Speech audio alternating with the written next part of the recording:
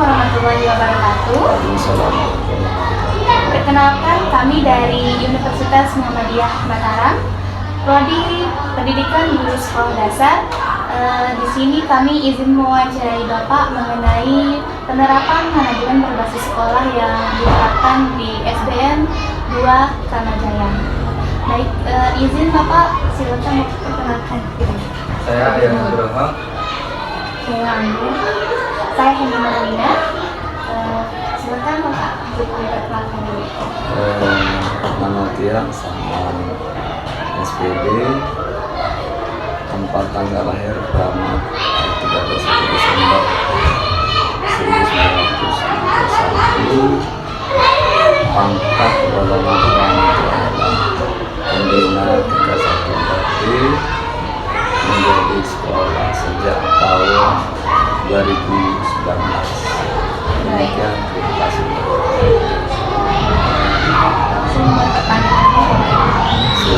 Assalamualaikum warahmatullahi wabarakatuh. Izin Pak bertanya, bagaimana pola manajemen berbasis sekolah yang Bapak terapkan di sekolah ini? Untuk manajemen berbasis sekolah yang ada di SDN 2 Kramajaya itu yang pastinya sudah disesuaikan dengan kurikulum terbaru, di mana kita menggunakan prinsip-prinsip pembelajaran mendalam. Yang pertama ada 3 prinsip, yaitu kesadaran, kemudian ada 3 pengalaman belajar, memahami, merefleksi, kemudian sama mendemonstrasikan. Kemudian ada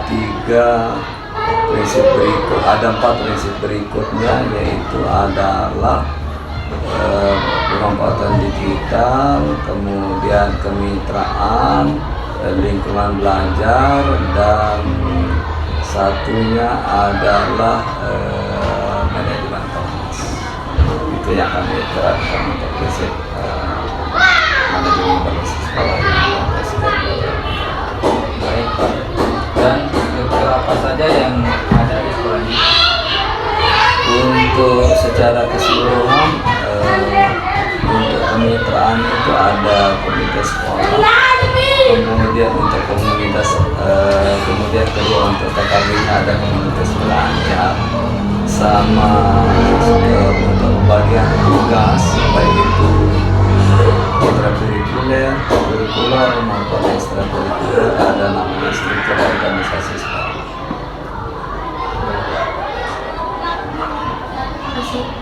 Prestasi apa saja yang diraih oleh sekolah dan siswa selama Bapak mendidik? Banyak sekali, di Olimpiade, kemudian di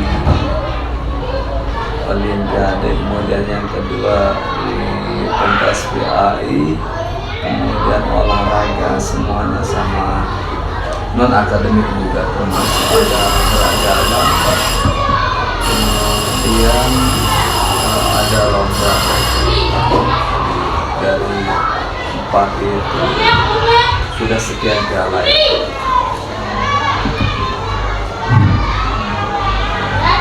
Kegiatan apa saja yang diterapkan di sekolah sebagai program unggulan sekolah? Untuk manajemen berbasis sekolah itu, pertama ada namanya kegiatan intrakurikuler. Intrakurikuler itu di seluruh kelas dibagi menjadi 3 fase. Ada fase A. Fase A itu meliputi kelas 1 dan 2. Kemudian fase B meliputi kelas 3 dan 4. Fase C meliputi kelas 5 dan 6. Untuk kelas 1 2 itu mereka mempelajari 9 mata pelajaran, sedangkan untuk fase B mulai dari kelas 3 sama fase C itu mereka mempelajari 10 mata pelajaran. Kemudian di samping kegiatan intrakurikuler ada kegiatan kurikuler. kegiatan kurikuler yang ada di SDN Bapa Ramaja itu adalah untuk menanamkan atau menerapkan 7 kebiasaan anak Indonesia hebat yang dicanangkan oleh Menteri Pendidikan Dasar dan Menengah Republik Indonesia. Kemudian kegiatan yang ketiga adalah ada kegiatan ekstrakurikuler yang tujuannya itu adalah untuk mengasah bakat dan minat siswa. Untuk pertanyaan berikutnya, untuk mendukung kemandirian sekolah, usaha apa saja yang ada di sekolah ini yang diterapkan? Untuk mendukung kemandirian sekolah ada istilah pertama kegiatan kantin sekolah, ya. Kemudian yang kedua ada penghasilan lain yang tidak terduga.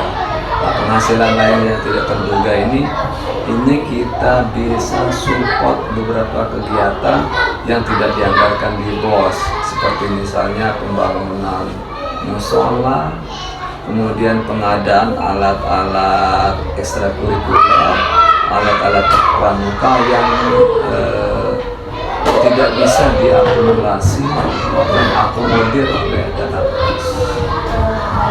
Untuk pertanyaan yang terakhir, apa visi dan misi dari SDN 2 Kramajaya? Visi misi SDN 2 Kramajaya pertama beriman dan bertakwa, kemudian yang kedua disiplin, kemudian yang ketiga cerdas, dan yang terakhir adalah beriman bertakwa, disiplin, cerdas, dan Mungkin itu saja ya Bapak yang bisa kami tanyakan terkait manajemen berbasis sekolah yang diterapkan di sekolah dasar SDN 2 Kramajaya. Kami ucapkan banyak-banyak terima kasih untuk Bapak yang berkenan mengizinkan kami untuk mewawancarai sekolah. sama-sama, dan juga mohon maaf apabila dalam kegiatan wawancara ini ada hal-hal yang kurang berkenan di hati adik-adik mahasiswa. Terima kasih sebelumnya. Assalamualaikum warahmatullahi wabarakatuh. Waalaikumsalam warahmatullahi wabarakatuh. Terima kasih Bapak.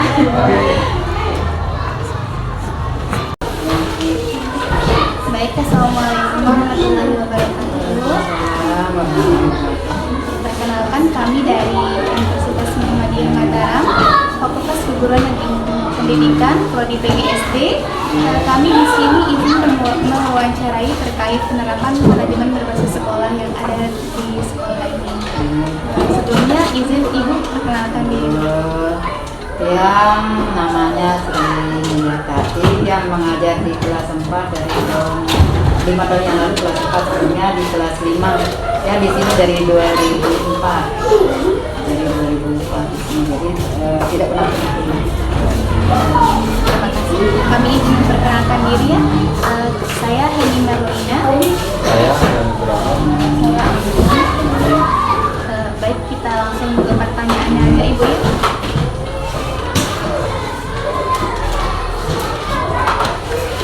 Baik, di sini dulu, bagaimana Ibu menciptakan suasana kelas yang kondusif dan menyenangkan di sekolah ini? Kalau yang kondusif dan menyenangkan, kalau dilihat di sini kan kapasitas anak-anak kan banyak sekali 43, tapi bagaimana kita menciptakannya? Nah, di sini karena anak banyak, tak bisa kita kontrol, kita pilih beberapa anak yang bisa bertanggung jawab kepada teman-temannya, itu nanti yang bertanggung jawab temannya, jadi membantu sekali. Untuk yang menyenangkannya seperti tadi anak-anak, karena kita punya papan interaktif, kita buatkan. Nah, tadi kan penyuluhan di sela-sela istirahatnya, kadang anak tidak mau dia istirahat, sekarang kan dia istirahat tapi dia tidak mau karena ada yang menyenangkan. Terus kadang di pembelajarannya kita buat semenarik mungkin, tidak mungkin kalau yang zaman lama kan pakai ceramah, penugasan terus atau apa namanya mencatat, tapi sekarang kita buat semenarik mungkin Pertanyaan selanjutnya yaitu, apa strategi yang Ibu berikan atau gunakan untuk mengatasi siswa yang sulit diatur dan kurang disiplin? Kalau yang sulit diatur, biasanya pertama kita dekati dulu anak tersebut. Kita tanya apa, biasanya ini masalah keluarga, tinggal sama neneknya, orang tua bisa. Jadi kita dekati secara tidak langsung, atau kita kasih dia perhatian lebih. Dan biasanya kita kasih sentuhan sedikit aja anak-anak sekarang.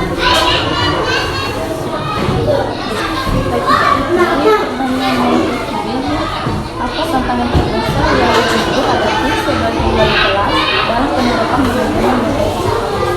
Kalau tantangannya terbilang banyak karena dengan jumlah kelas yang banyak, kan maksimalnya satu kelas itu secara nasional itu satu ruang kelas itu 28 kalau untuk SD, tapi di sini 43, malah tahun kemarin 51. Tapi dengan pendekatan seperti tadi itu, alhamdulillah bisa kita anggap sudah tantangannya tidak terlalu bisa. Tantangannya itu bagaimana variasi anak-anak dalam menangkap pelajaran, kan dia bervariasi dengan jumlah anak yang sekian. Jadi kita kita akan sedemikian rupa.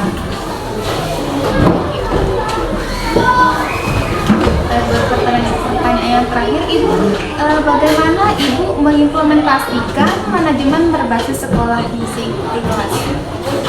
Kalau mengimplementasikannya, kita sebelumnya berkolaborasi dulu dengan rekan sejawat atau dulu sama kepala sekolah. Dengan rekan sejawat kita saling turun bagaimana pelaksanaannya. Nah itu baru kita laksanakan di kelas. Baik, terima kasih Ibu untuk jawabannya, menerima kami di sini untuk bertanya bersedia mewawancarai Ibu ya. Terima kasih. Sama.